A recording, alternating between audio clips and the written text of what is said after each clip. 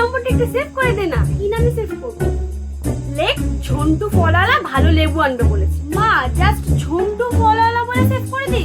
না না, তুই ভালো লেবু আনবে বলেছে লেখ, না হলে আমি ভুলে যাব। তোমার তো মন্টু ফলওয়ালা অলরেডি সেভ করা আছে। হ্যাঁ, কিন্তু লেবুগুলো বিচ্ছিরি তো।